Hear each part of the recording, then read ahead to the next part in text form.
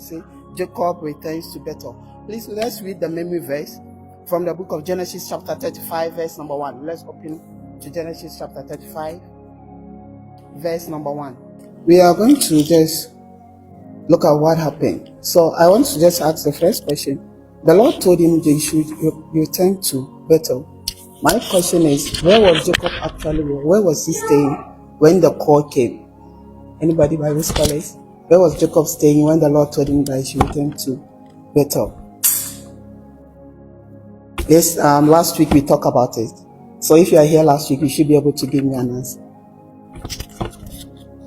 Please, are we here together? Okay.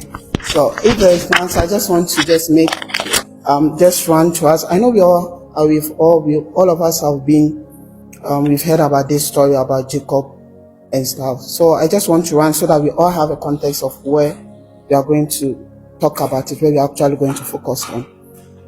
When you read the book of Genesis chapter 28, that's where all this thing actually began. When he had to flee from his brother because he has actually outraged his brother for his birthright.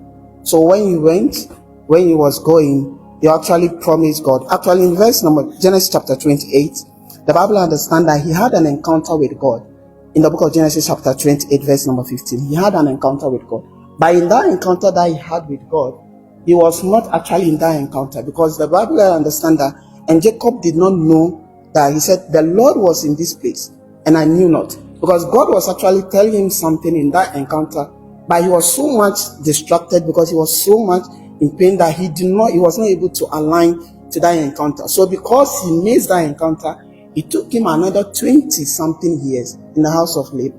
That's Padaram. He went to that place to serve at Padaram. So that's where he served for nearly 20 years because of the encounter that he made with God. So God was telling them, this is what I'm going to make you. God told him so many times, this is what I'm going to make you, this is what that. But he missed that encounter, so he has to pay for that encounter that he missed. So God was actually with him in the land, in Laban's house. So he went to that house, he served for a wife, he served for nearly like 20 years.